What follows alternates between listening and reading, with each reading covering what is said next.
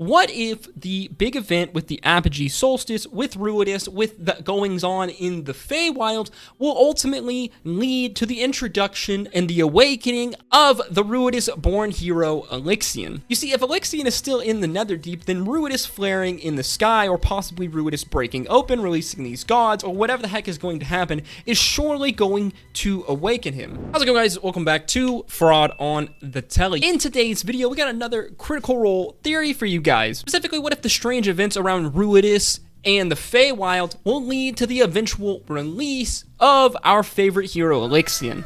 As always, if you enjoyed the video or learned something new, make sure you like, comment, and subscribe. Don't forget to ring that bell, and make sure you check out some of our other Critical Role content, like our theory videos, episode breakdown videos, as well as our lore videos. Okay, let's get right to it, shall we? So I'm pretty sure that this theory has been postulated before, but so far I haven't seen it, and I had this epiphany when I was making my Who is Alyxian video, which came out earlier in the week. Make sure you go check that out.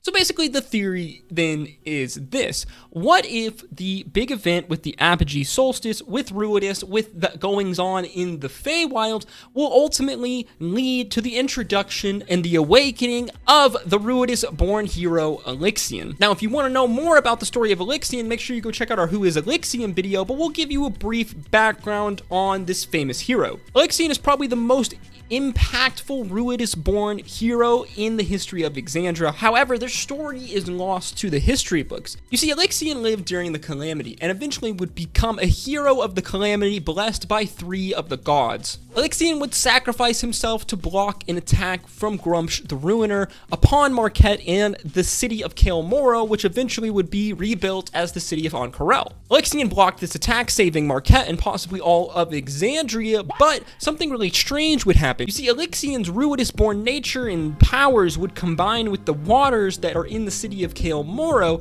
basically creating some strange rift in the plains, creating its own, I guess, semi-pocket plane called the Netherdeep, to which Alyxian is currently trapped in to this day.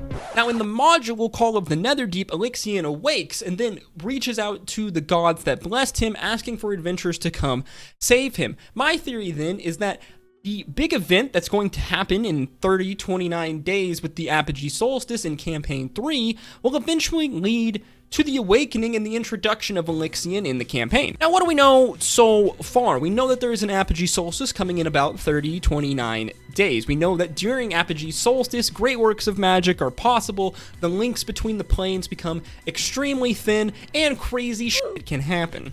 We know that there is a group in the Feywild with the Unseelie Court that is working with the members of Cerberus Assembly, as well as a strange group of mercenaries called the Paragon's Call, led by a woman who I very much believe is also Ruidus-born. We know that the moon of Ruidus has been flaring very strangely. We know that certain Ruidus-born folks have been receiving also strange visions, like Imogen and others seem to be warning of some kind of event that is coming with the moon. We know that apparently at one point in time, there were 2 more gods that were members of our pantheon of deities early in the founding that suddenly went missing around the time that Ruidus is reported to have appeared in the sky, leading many to theorize that it's possible that 2 gods are trapped inside of the moon, or they are the moon itself. As well, there is a lattice-like structure outside the moon very similar to the Divine Gate, which kind of leads credence to this theory that something, most likely a god or some essence of a god, is trapped within this moon. This problem that faces Bell's Hells is one very much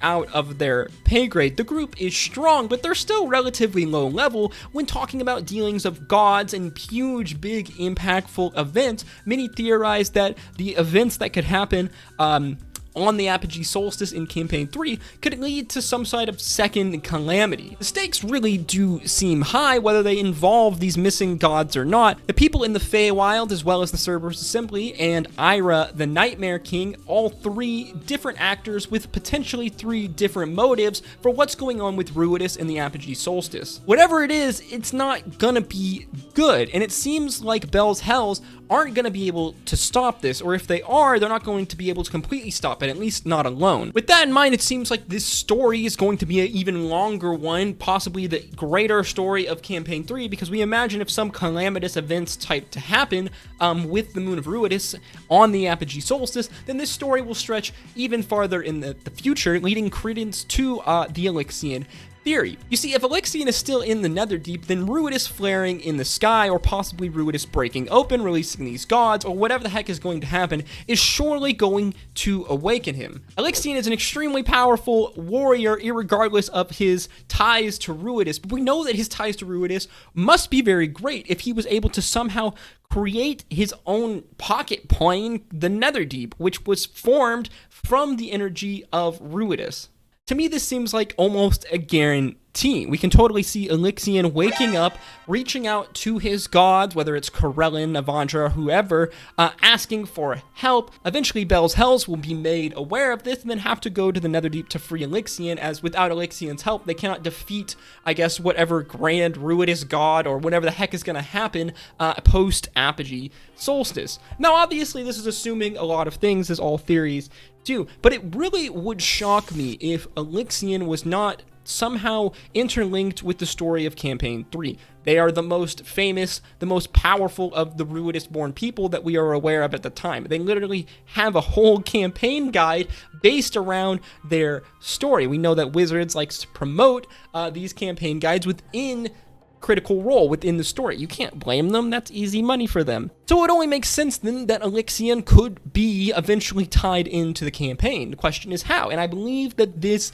is how. Imogen is like our version of Alxyian in the party. They're the Ruidus-born person. They have extreme links to Ruidus, very odd links, which allow them to manifest it in some sort of psionic, psychic like abilities. We haven't really met anyone that's Ruidus born yet that can do similar things than her, even though I would guess that Otahan, the leader of the Paragon's Call, possibly has abilities like this. As I've said before, Otahan most likely has these strange lightning scars that Imogen has. If you go back and watch the episode where Matt describes her, she has a lot of coverings all over her body, very kind of conspicuously placed, that in my mind seem to be hiding something, most likely being these strange lightning scars that we see on Imogen. We know that the party is going to need some help to stop this eventual calamitous event, or stop whatever the heck is going to happen in the future. It's most likely going to be some god shenanigans or something along those lines. To me, it seems quite obvious that they would need a certain hero's help. Why not the most powerful Ruidus-born hero, the one who presumably knows the most about Ruidus of anyone that's technically alive? I assume that Alxyian is resting within the Netherdeep in the world of Campaign 3 right now. He's been kind of alluded to a couple of times in the campaign so far, so obviously this story is there in some capacity. The question is, will we see Alxyian in Campaign 3? How will we see Alxyian in Campaign 3? Let me know your thoughts in the comments down below. I think we're onto something here, guys. Like I said before, someone's probably come up with this theory, but I have not seen it yet. And when we were doing our Who is Alxyian video, it kind of just struck me at the end of the video that this could be how Matt ties in Alxyian into the greater campaign, and how the group are supposed to deal with these huge looming problems that seem to be facing them, problems of potential godlike proportions. As always, if you enjoyed the video, learned something new, make sure you like, comment, and subscribe, guys. It really does help support the channel. I want to thank you all, because if you haven't been able to tell,